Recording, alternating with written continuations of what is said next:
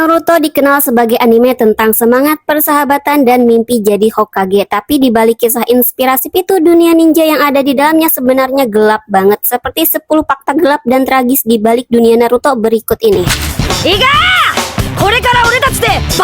Yang pertama, dunia ninja didirikan di atas darah anak-anak. Dunia ninja terlihat keren, tapi pada dasarnya sistemnya kejam banget. Anak-anak dikirim ke medan perang sejak kecil, bahkan sebelum usia 10 tahun. Naruto, Sasuke, dan teman-temannya udah dilatih buat jadi pembunuh sejak akademi. Kishimoto sengaja bikin ini sebagai kritik terhadap peperangan di dunia nyata, di mana anak-anak sering dijadikan korban ambisi politik orang dewasa. Dunia ninja bukan tempat pahlawan, tapi mesin perang yang terus berputar.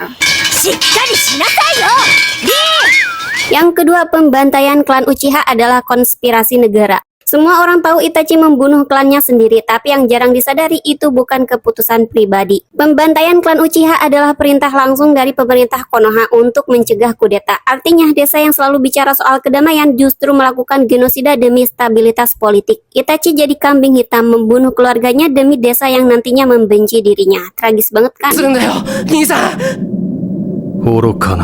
Yang ketiga, banyak karakter anak yatim karena perang besar ninja. Naruto, Nagato, Sasuke, Gaara, Kakashi, mereka semua yatim karena perang antar desa. Kishimoto secara sengaja membuat latar ini untuk menunjukkan harga dari perdamaian palsu. Setiap generasi ninja baru dibentuk di atas kehancuran generasi sebelumnya. Makanya karakter seperti Nagato sampai nekat menciptakan rasa sakit dunia biar manusia bisa ngerti arti kedamaian.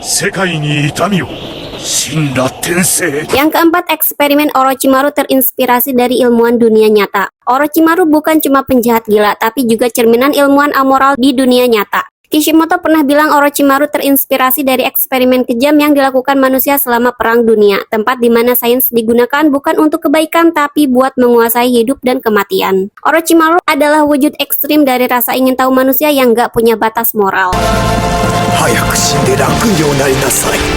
Yang kelima, Danzo, simbol dari kegelapan politik Konoha. Danzo Shimura adalah salah satu karakter paling dibenci fans, tapi perannya penting banget. Dia melambangkan sisi gelap dari pemerintahan Konoha, keamanan dengan mengorbankan kemanusiaan. Dengan organisasi rootnya, Danzo mencuci otak ninja, memanipulasi peristiwa, bahkan menutup kebenaran tentang pembantaian Uchiha. Kishimoto sengaja membuat Danzo agar kita sadar di balik setiap sistem baik selalu ada kekotoran yang disembunyikan.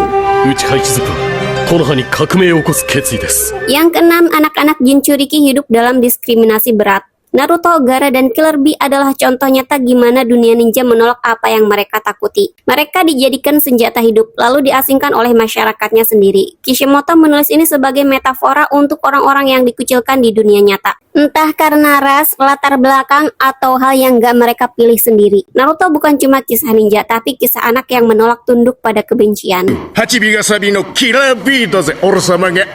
Yang ketujuh, hidup para ninja bukan tentang kebahagiaan, tapi tugas.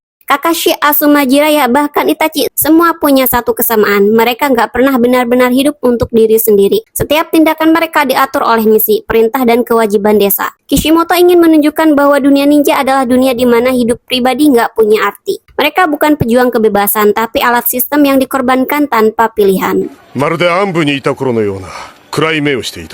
Yang kedelapan, organisasi Root atau Ambu adalah kritik terselubung terhadap militerisasi. Banyak yang nggak sadar organisasi seperti Ambu dan Root menggambarkan organisasi intel militer rahasia di dunia nyata. Kishimoto membuatnya dengan tone yang dingin dan anonim, wajah tertutup, nama disembunyikan, tugas gelap dijalankan tanpa pertanyaan. Mereka melindungi desa tapi juga menghancurkan moral manusia. Itulah yang membuat dunia Naruto terasa realistis. Perdamaian selalu punya harga yang gelap. Yang kesembilan, Tsunade kehilangan segalanya sebelum jadi Hokage. Sebelum jadi Hokage, Tsunade kehilangan dua orang paling berharga dalam hidupnya. Adiknya Nawaki dan kekasihnya Dan. Keduanya mati demi mimpi jadi Hokage. Mimpi yang akhirnya justru menjerumuskan Tsunade ke trauma mendalam. Dia bahkan sempat kabur dari dunia ninja, hidup dengan berjudi dan minum, cuma buat melupakan rasa sakitnya. Naruto adalah satu-satunya alasan dia kembali berdiri. Kono Oni Baba! Yang ke-10, perang dunia ninja keempat bukan kemenangan, tapi luka kolektif. Walau berakhir dengan kedamaian, perang besar terakhir meninggalkan trauma di semua pihak. Ribuan nyawa hilang, desa hancur, dan banyak ninja kehilangan jati diri. Naruto memang jadi pahlawan, tapi dunia yang ia lindungi tetap menyimpan luka. Kishimoto sengaja menulis ending yang tidak sempurna, karena dalam perang gak ada pemenang sejati, yang ada hanya mereka yang masih sanggup bertahan. 友達だからだ。